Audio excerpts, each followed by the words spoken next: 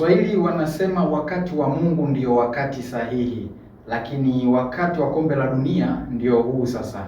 Tarehe 11 mwezi wa 6 2026 pale Marekani, Mexico na Canada kunatarajiwa kuanza michuano mikubwa zaidi ulimwenguni ya kombe la dunia.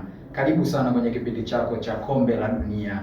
Nipo na mdau dada, atajitambulisha kwa jina, kisha baada hapo tutaendelea. Mambo vipi? Poa.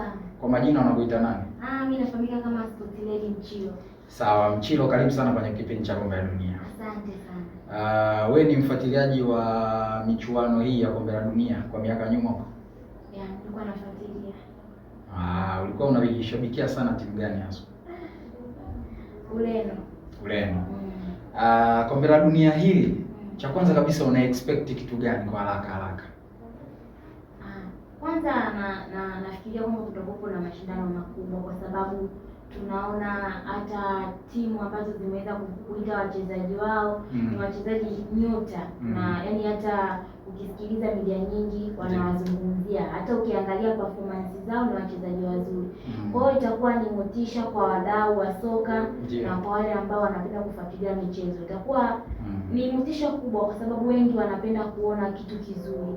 Na timu zote zilizofuzu kwenye hatua ya kombe la dunia ni timu nzuri, lakini ukija Afrika pia nao Morocco sio wanyonge sana.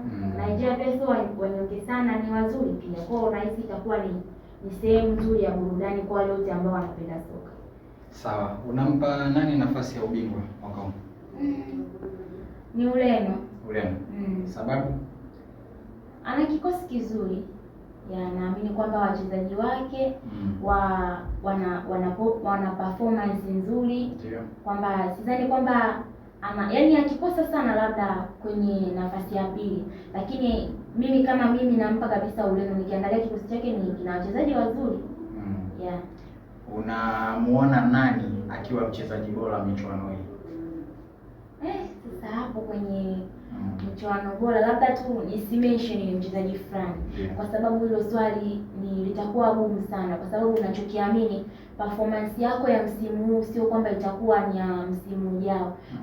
Ndio maana wanasema kwamba kila mechi una nyota wa mchezo, kwamba leo hii unapomzungumzia labda mchezaji fulani atakuwa mchezaji bora, si Lamine Yamal, lakini unakuja kushangaa mechi inayokuja Mbappe akawa man of the match, ukashangaa sijui Neymar akawa man of the match. Kwa hiyo labda mpaka unipe kama mechi 3 hivi naweza nikakutajia nyota wa mashindano haya. Sawa, la mwisho timu za Kiafrika tumeingiza kama sikosei timu 8.